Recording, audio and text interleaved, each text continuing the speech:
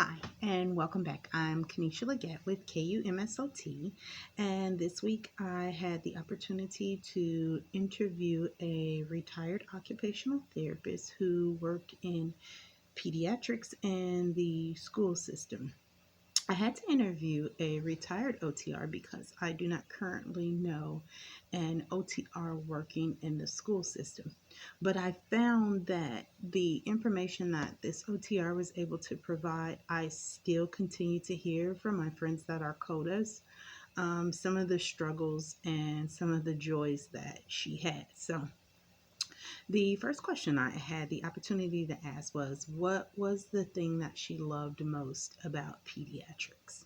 And she told me that what she enjoyed was seeing a child complete an activity or an occupation that they or their parents previously believed that because of their diagnosis, they never would. She said to watch that joy come across their face the first time they completed that activity, she said was amazing. She says it's something that just cannot be replicated. She said, even though you may see it with several children, she said it is never the same to watch that happiness come to the child and the parent when they are able to do something. She said, and then for them to return in that next therapy session after going home and seeing them complete it again like it wasn't a fluke, she said is an amazing. She said she gets warm and fuzzy inside. So I know what I feel as far as when I work with my clients in the adult setting. To know that that translates and carries over with children is amazing. The next question I had the opportunity to ask her was, what was something that surprises her or continues to surprise her? And she said at that time she was always surprised at um, how many parents would refuse services, um, in denial, um, believing that their child was not normal, but normal at the same time. Saying yes, they saw something wrong, but they would grow out of it. All kids go through it, and refusing the services that might have sped the recovery process along, or that might have made that child's school experience better or easier or increase their social participation. She said, and that is the one thing that surprised her throughout her time in practice, no matter what setting she was in with pediatrics. She said she would occasionally see that across the board of the settings, that there were parents that were still in denial that their children may need a small amount of help. Um, and that sometimes her hands were tied with what she was allowed to do because of the parents' refusal to participate. Um, the next question I got a chance to talk to her about was, what did she find to be her most challenging case?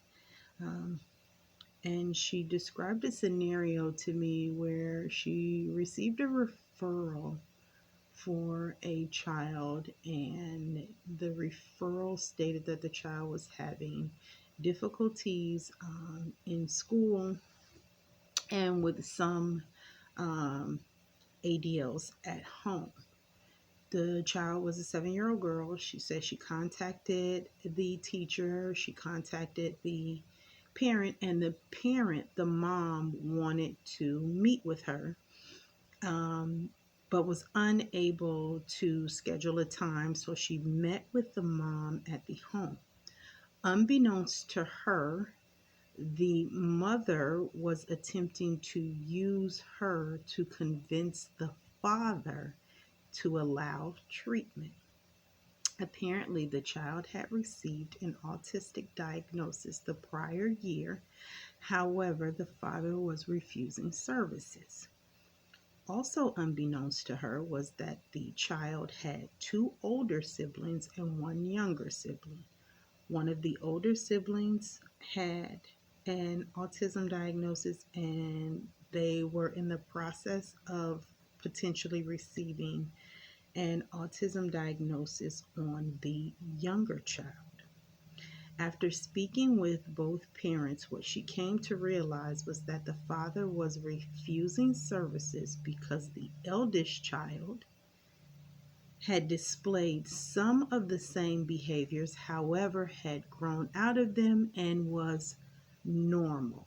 So he was refusing to accept the potential diagnosis of autism on his other children based off the comparison that his eldest child had grown out of what was to be thought of the autistic behavior. So if there was nothing wrong with the eldest child, then there was nothing wrong with the other three children. So she found that her most challenging case because she said she was looking at a family of potentially three autistic children being forced through life with no help, no, not necessarily no diagnosis, but no treatment for that diagnosis. The mom apparently was not strong enough to make the children, not necessarily a priority, but push in order to get them the help. She said so she ended up asking the teacher to continue to send out referrals, hoping that at some point the father would agree to allow this 7-year-old child, because that's who she had the referral for, um, an attempt at services. She provided the teacher with a few suggestions for the child without being able to actually work with the child. She provided a few suggestions based off the behaviors and everything that was described by the teacher and the mom, and then that was it for that case. So that was her most challenging case. Then she stated that the one thing she wished she could debunk regarding PEDS, um, she said, majorly focused on that being disabled didn't mean helpless. It didn't mean you were dumb or stupid. It didn't mean you had lower IQ or cognition. She said if she could change anything, she would like to change the perception that people had about children with disabilities. She said in a step that she wished she would have been able to implement, and she hopes that pediatric therapists are doing now, is to educate other children, so-called normal children. She's hoping that, the education is changing, that with as many disabled people we are seeing accomplish amazing things, that families are talking with their younger children, because children can be mean, and letting them know that just because a classmate may be disabled or have disruptive behavior, that does not necessarily mean that they are less of a person, or cognitively challenged, or that they have to be catered to, but to see those kids as individuals, to be able to recognize that every person is different, every person faces a challenge. She says so that's the one thing she would like to change or debunk about disabled children, that they are not um, stupid or dumb or helpless or lazy. So and then the advice she'd like to give to my cohort, she said to, and I'm going to read it, be open minded. Make every experience a learning experience.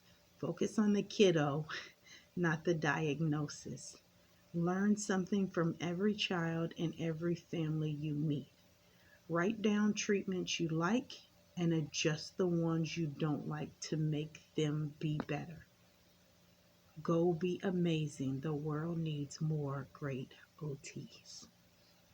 Um, as I previously stated, I got to interview a retired OT. When she last worked was 3 years ago for the Lake County school system. What surprised me about her comment, I guess, is what surprised her. I am amazed that parents give up on their kids. I'm amazed that a parent could look at a child and say they will never be able to participate in life or function. I cannot imagine, and I do not wish to judge somebody else, but I cannot imagine having a disabled child and not motivating them to reach for the stars, to be amazing, to be great, to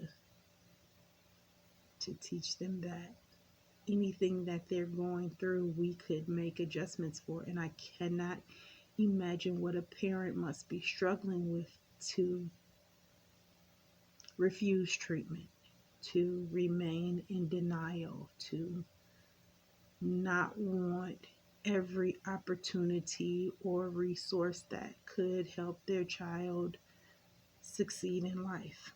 So that is what still surprises me, that in this day and age, in 2020, there are parents that look at a disabled child, at their disabled child, and are willing to refuse services or say, you know what, this is all we're going to get. This is as far as they're ever going to go in life. Even when you have people outside of your household saying, no, there is more. They can be more. They can do more. So that is very surprising for me. What I find most challenging with PEDS, because luckily for me, this has been simulated, so I haven't had to actually interact with the child. But what I anticipate will be the most challenging portion of my pediatric fieldwork is going to be my confidence, trusting that I will be as good a therapist for someone's child as I am for their parent. Because, not to toot my own horn, but I am an amazing adult therapist. I am an amazing stroke therapist. So, hoping and trusting that I can translate my skills from the adult world to the pediatric world is where I believe will be my most challenging portion. So again, this is Kanisha Leggett from Kaiser University MSOT program, and thanks for watching my video.